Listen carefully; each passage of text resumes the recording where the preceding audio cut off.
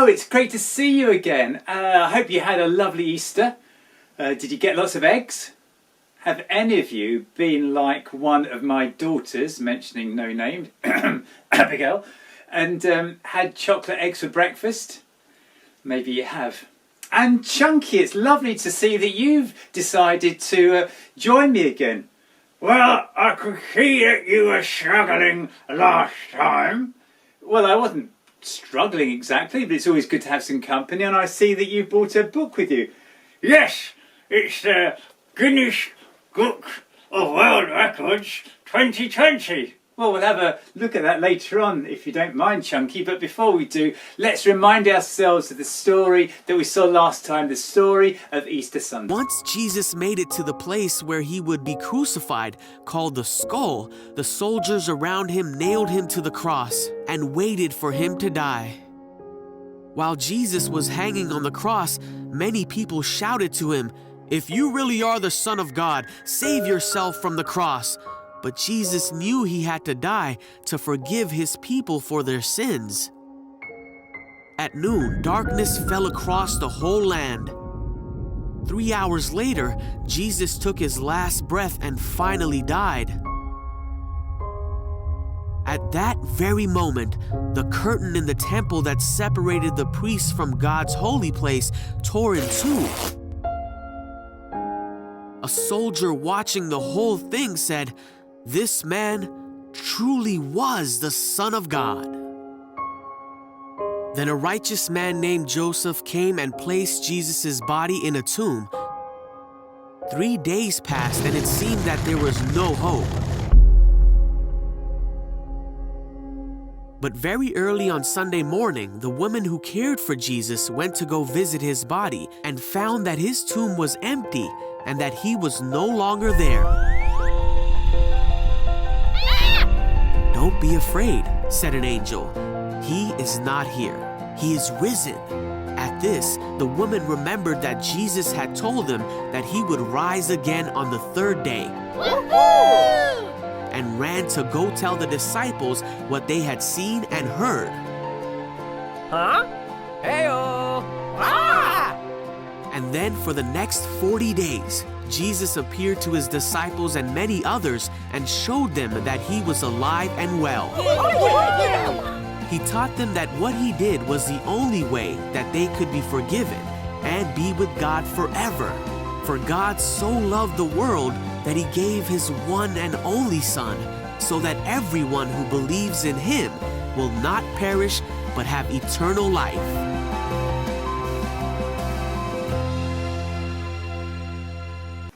What a fantastic story, the story of that first Easter Sunday when Jesus, who had been dead, came alive once more. And you've brought us this book, Chunky. Yes, the Guinness Book of World Records 2020. And was there a particular record that you were interested in? Yes, the world record for balancing toilet rolls on your head. The world record for balancing toilet rolls on your head? Yes, that's what I said. Is 12 toilet rolls balanced on the head and left there for 30 seconds.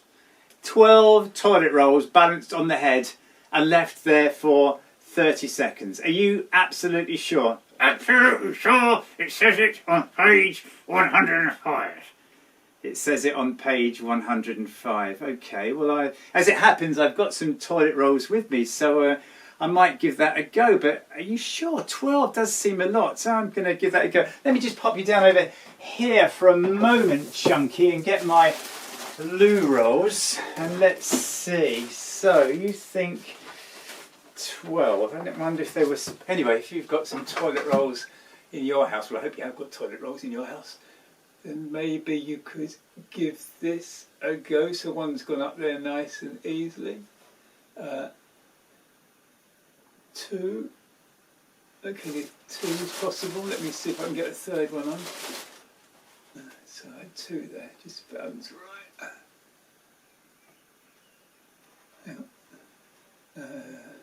3. Let's have a look.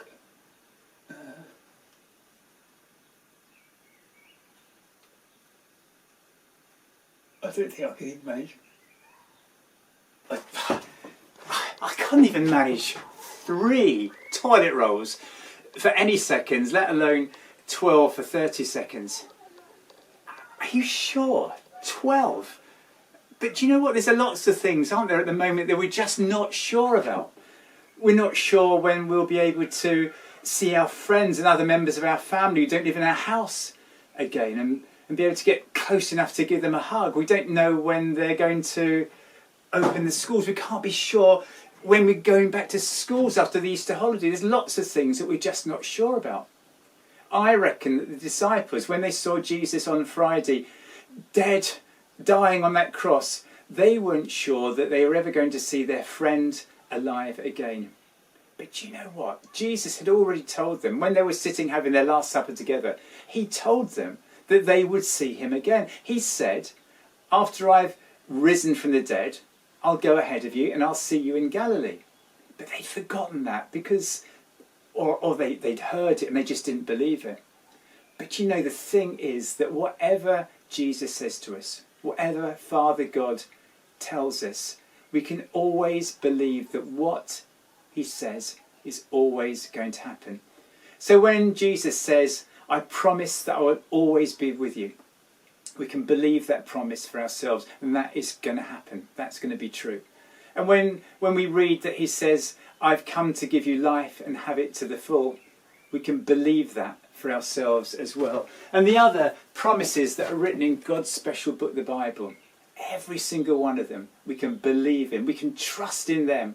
We can be absolutely sure that what is written in here, that what God tells us from his special book, is always going to be true. We can be sure of that for ourselves. We've got another craft for you to look at today, and Claire this time, she's going to show us how to make an Easter garden. And as you make this Easter garden, let it be a little reminder to you that when Jesus says something, like when he says to his friends, I will see you again, we can always trust it. We can always believe in it. So over to you, Claire. Show us how to make that lovely Easter garden. Hello everyone, this is an Easter garden and this is what we're going to make today. I'll just dismantle it and then I'm going to show you how to do it. Right, the first thing you need is a paper plate. Now, my paper plate already had a pattern on it, so actually I've covered it in green crepe paper. You don't have to do that, as you could see, there were quite a lot of things stuck on the plate, on the garden. So if you just want to colour it in after you've stuck everything on, that's fine, or you should just leave it white. Okay, so that's the first thing you need. The next thing you need is to make a cross. Now this cross is made out of card from a cereal packet, 2 thickness stuck together, and the dimensions are 2 centimetres, 2 centimetres, 2 centimetres all the way round.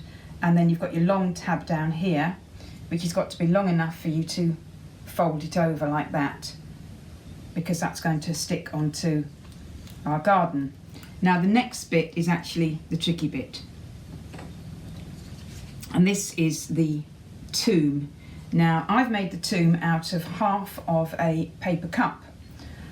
You could also choose a cardboard, some rolled up cardboard or thin card, but you'll have to stick something on the back to make the bottom of it.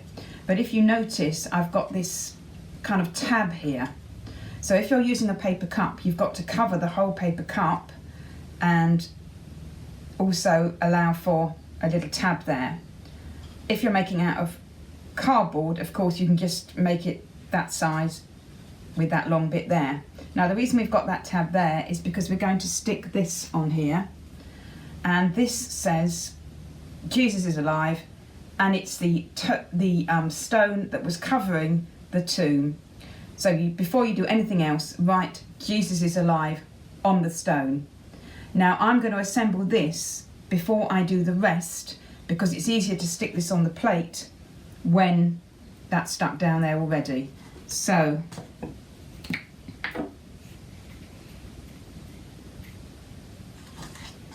just put the glue on the tab like that.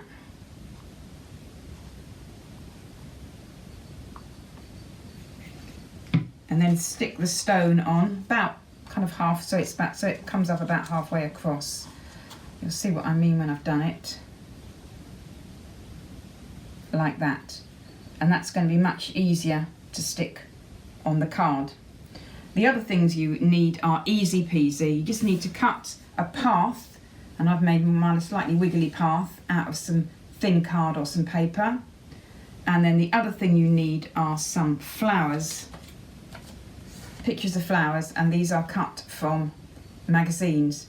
If you can't find any pictures of flowers in any magazines, you could also use little bits of crepe paper scrunched up to make individual flowers and just dot them around your plate.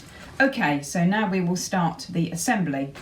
So get your cross, little tab there, stick some glue on the tab, and then stick that in the corner.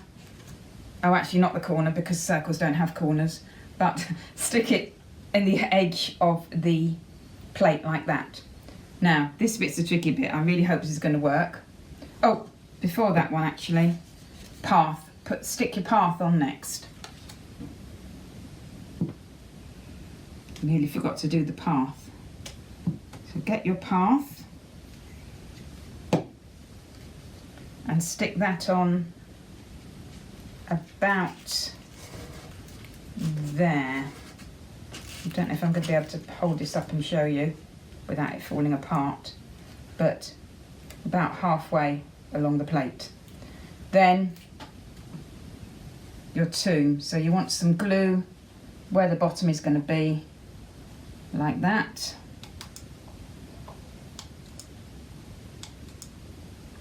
Okay, let's see how that works. And obviously stick the tomb and the stone at the end of your path, like that. Okay, and then the last bit to do is to get your flowers and stick them on, and obviously you can stick them anywhere on the garden that you want. So one round there.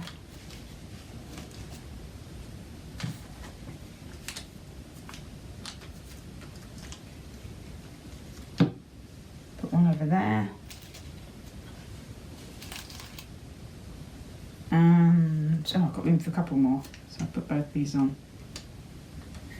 So that one there, and this little one on its own. As I say, if you haven't got any of these, you can screw up some little bits of crepe paper and stick them down instead.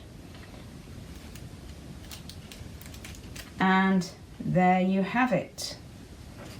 There's your Easter garden.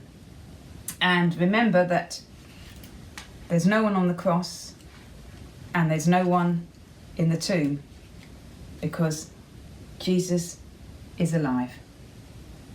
Hope you enjoy making it. Thank you, Claire, for showing us how to make that lovely Easter garden. And thank you too to you, Chunky, for bringing along your Guinness Book of World Records. No problem, my old son. And I don't suppose you've got another joke for us this week, do you, dare I ask? Of course I have. Well, let's hear it then.